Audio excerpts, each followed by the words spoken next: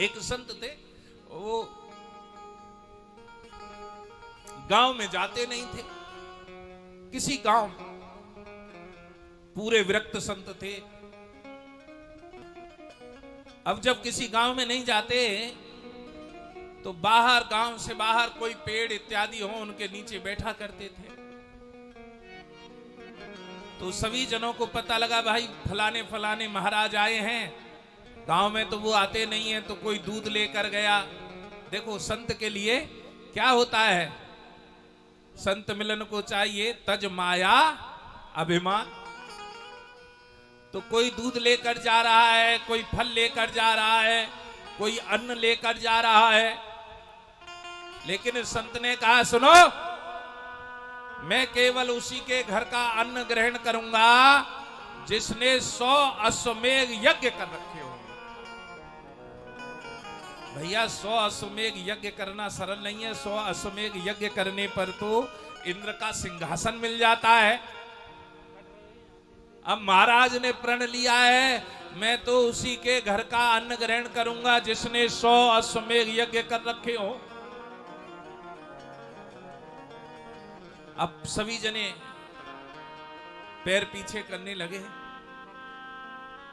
तो एक महिला घर में बैठी बैठी रोने लगी, मैंने कभी कोई यज्ञ नहीं किया, मैंने यज्ञ किया होता तो बाबा जी भूखो नहीं रहता, मैं अपने हाथ से भोजन करा के आती। तो उसकी बहू बड़ी सुशील थी, बड़ी ज्ञानवान थी, संतों की शरण में रहती थी, संतों की सेवा की हुई थी। बहू अपनी सास से कहने लगी, माँ रो क्यों रही है? अरे एक संत आए हैं, वो कुछ ग्रहण नहीं कर रहे, कुछ खा पी नहीं रहे। मेरे हृदय में, मेरे कलेजे में बड़ी विडंबना है कि संत आए हैं गांव में और वो कुछ खा पी नहीं रहे हैं। मेरा मन कर रहा है मैं व्यंजन बनाऊं, अपने हाथों से संत को ग्रहण कराऊं, लेकिन क्या बताऊं, उन्होंने तो कह दिया है जो 100 अश्वमेध यज्ञ कर रखा हो वो तो उसके घर का, उसके हाथ का भोजन अन्न ग्रहण करेंगे, अन्यथा नहीं करेंगे। वो बहू कहने लगी, ला मां मोए दे, मैं जाऊं, बना तू भोजन। सास कहने लगी, तेने यज्ञ करे हैं? अरे तू चिंता मत करे, मैं बाबा जी भोजन करा के आऊंगी। सास ने नए नए पकवान बनाए, थाली भरी और भोजन की थाली लेके चल गई बहू। और जब गई तो संत से कहने लगी, सरकार आप भोजन ग्रहण करो। पहले ये बता, तूने यज्ञ किए हैं कभी? महाराज बहुत करे, बहुत किए, अभी अभी मैं बहुत यज्ञ करके आई। बहुत करके आई है? अरे यज्ञ ऐसे ही हो जाता है क्या? नहीं महाराज, हाँ हमारे गुरुजी तो ऐसे ही कहते थे। कि कैसे कहते थे?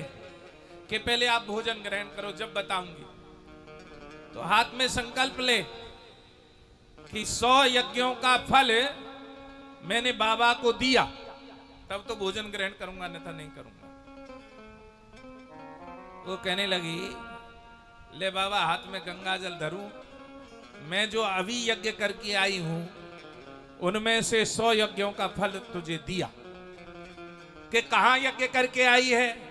कि हमारे गुरुदेव कहते थे जब संत से मिलने के लिए जाते हो तो एक एक डग में करोड़ करोड़ यज्ञ के समान फल प्राप्त होता है। एक एक डग, जब एक एक डग रखते हैं तो कोटि कोटि यज्ञ के समान होता है बाबा। अब सोच ले, मेरो घर तो ये तेरे पास थे, लगभग 1 कोस तो हुएगो ही हुएगो। अब जितने डग रखे उनमें कोटि कोटि करोड़ों करोड़ों, तू 100 का के करोड़ यज्ञ को फल ले ले, लेकिन रोजाना रोटी खा ले। संत प्रसन्न हो गए उनके ज्ञान से, उनकी भक्ति से, उनके प्रेम से। संत कहने लगे, ला बेटा अब भोजन जरूर करूंगा। तो गुरुमुखी का ऐसा मतलब नहीं है, संतों का दर्शन व्यर्थ नहीं जाता। हम लोग संतों के दर्शनों को व्यर्थ समझ लेते हैं, हम केवल वहीं तक